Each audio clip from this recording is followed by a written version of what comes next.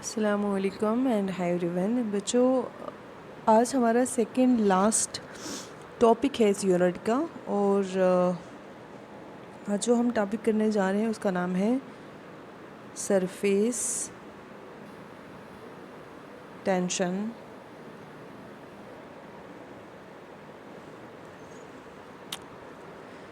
चलो देखते हैं ये सरफेस टेंशन होता क्या है।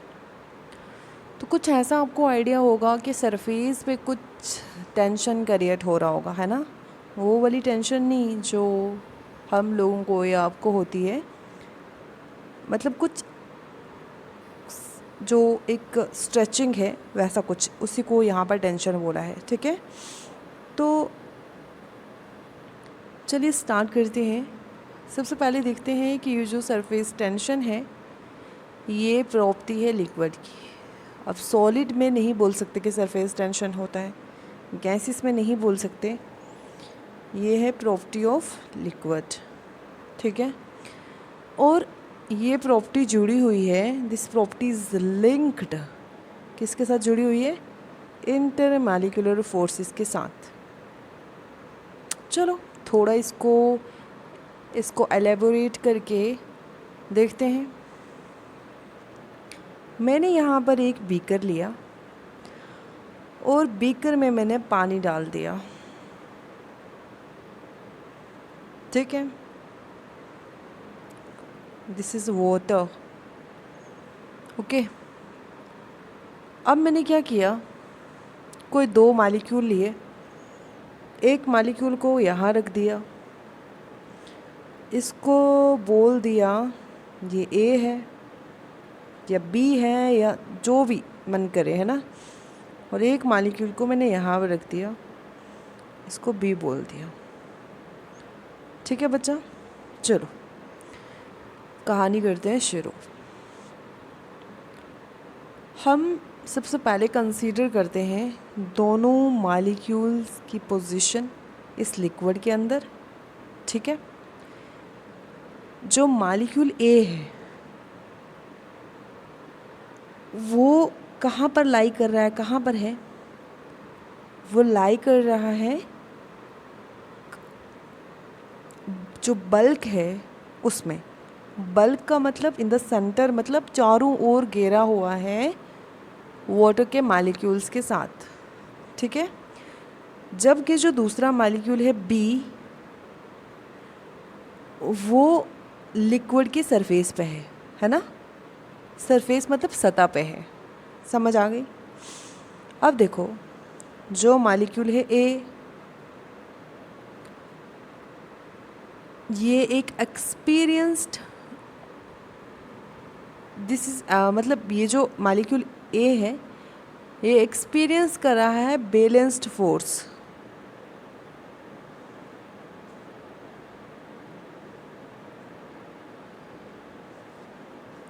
बैलेंस्ड फोर्स मतलब ये हुआ कि जो बैलेंस मतलब यहाँ पर चारों ओर से,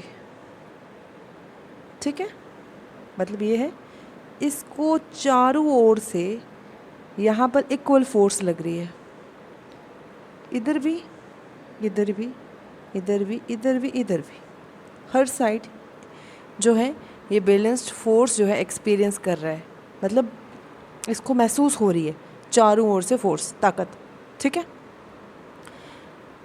इसका मतलब ये हुआ कि ये इसको हर साइड से इक्वली मॉलिक्यूल्स जो हैं वो अट्रैक्ट कर रहे हैं।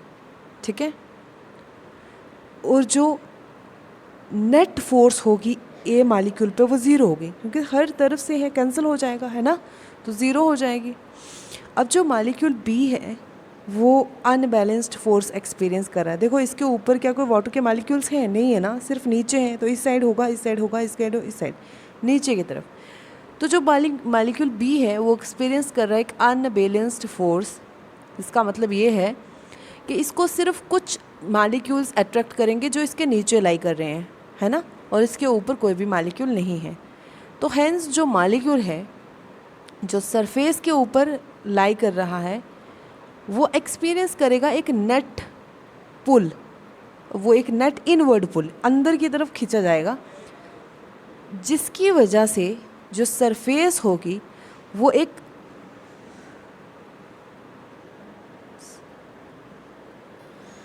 स्ट्रेच मेम्ब्रेन की तरह, जाली होती है ना उसी को मेम्ब्रेन की तरह बिहेव करेगी। अब ये जो इनवर्ड फोर्स है अंदर की तरफ, जो इनवर्ड फोर्स ऑफ अट्रैक्शन है जो इस मॉलिक्यूल पे एक्ट कर रही है, जिसकी वजह से जो सरफेस है इस लिक्विड की वो एक स्ट्रेच मेम्ब्रेन की तरह बिहेव कर रही है, इसी को बोला जाता है सरफेस टेंशन। समझ आ गई? तो मतलब सरफेस टेंशन क्या, सरफेस पे ही मॉलिक्यूल नीचे की तरफ, अंदर की तरफ, बॉटम की तरफ खींचे जाते हैं, और जिसकी वजह से जो एक जो पानी की जो सरफेस है वो एक स्ट्रेच मेम्ब्रेन की तरह काम करती है, इसी को बोला जाता है सरफेस टेंशन। चलिए अब चलते हैं इसके यूनिट्स की तरफ।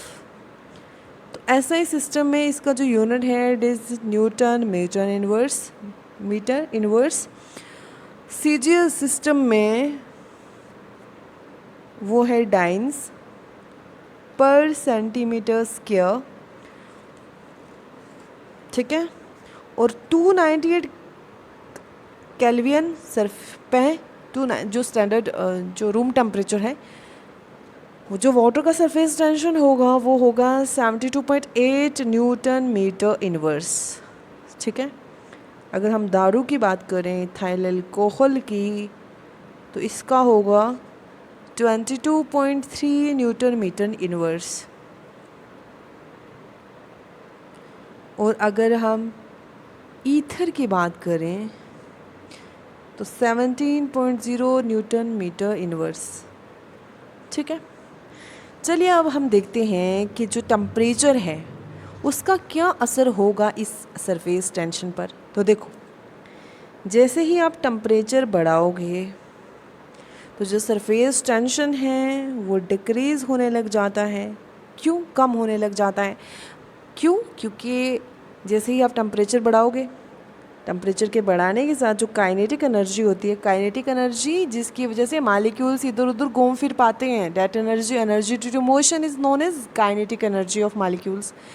अब जो काइनेटिक एनर्जी, जैसे आपने आग लगा दी, टेम्परेचर बढ़ा दिया, तो मॉलिक्यूल्स दूर दूर भागने शुरू हो जाएंगे, क्योंकि उनके पास एनर्जी आ जाएगी। उस एनर्जी का नाम होगा काइनेटिक एनर्जी, और जिसका नतीजा ये होगा कि जो inter molecular forces of attraction होंगी वो डिक्रीज़ होने लग जाएंगी।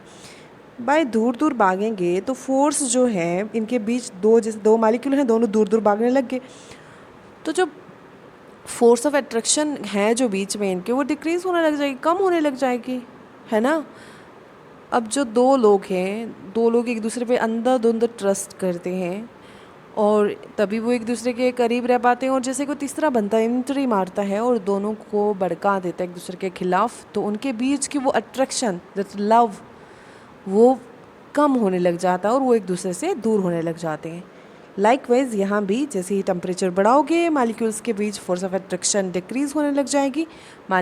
क्यों डिक्रीज़ होगी? क्योंकि मॉलिक्यूल की काइनेटिक एनर्जी बढ़ जाएगी। मॉलिक्यूल्स, जैसे बंदों को गुस्सा आ जाएगा, बंदे दूर हो जाएंगे, तो उसी तरह इनकी काइनेटिक एनर्जी बढ़ जाएगी और मॉलिक्यूल एक दूसरे से दूर भागने लग जाएंगे। तो आपको ये पता चला कि टेम्परेचर के बढ़ने से सरफेस टेंशन कम हो जाएगा। अब कुछ इम्पोर्टेंट फिनोमिनन है जो सरफेस टेंशन पर बेस्ड है, ठीक है। नंबर 1 है spherical shape of liquid droplet. आपने देखा होगा पानी के कतरे गोल गोल होते हैं, स्फेरिकल होते हैं। क्यों होता है ऐसा? तो देखो, जो स्फेरिकल शेप है लिक्विड ड्रॉपलेट की, वो सरफेस टेंशन की वजह से होती है, ठीक है बच्चा। आपने देखा होगा कि टैप से ऐसे गोल गोल कतरे पानी के गिरते हैं स्फेरिकल शेप के, ठीक है। ये तो ओवल हो गए, मतलब ऐसे, है ना, समझ आ गई। तो ये क्यों होता है? क्योंकि जो सरफेस टेंशन है वो लिक्विड का सरफेस एरिया कम कर देता है। सरफेस, जैसे मान लो ये ऐसा था, तो सरफेस टेंशन की वजह से ये ऐसा हो गया, इसी को बोलते हैं सरफेस एरिया, ये जो, ठीक है। तो ये कम हो गया। अब देखो कितना डिक्रीज़ हो गया। तो surface tension tends to decrease the surface area of the liquid, जिसकी वजह से जो स्फेरिकल शेप होता है लिक्विड की, मतलब वो ये सरफेस टेंशन की वजह से है। ओके, अब जब भी लिक्विड जो है वो फॉल करता है तो जो उसके, इसीलिए जो मतलब जब भी लिक्विड टैप से या कहीं से फॉल करेगा, गिराओगे आप, बॉटल से भी गिराओगे अगर फ्लोर पे, तो उसके जो ड्रॉपलेट्स होते हैं वो एक्वायर कर लेते हैं, अपना लेते हैं स्फेरिकल शेप, सफ़ेयर की तरह, और उसका मिनिमम सरफेस एरिया होता है। फिर आपने देखा होगा कैपिलरी ट्यूब के अंदर पानी राइज होता रहता है, लिक्विड, पानी नहीं लिक्विड, मतलब कोई सा भी लिक्विड हो सकता, वो ऊपर चढ़ता रहता है खुद ही। तो जो रेज है लिक्विड का एक कैपिलरी ट्यूब के अंदर, वो भी सरफेस टेंशन की वजह से होता है। तो अब आने वाले नेक्स्ट लेक्चर में हम इंशाल्लाह लेंगे viscosity and the factor affecting viscosity. तो आज के लिए इतना ही। Thank you.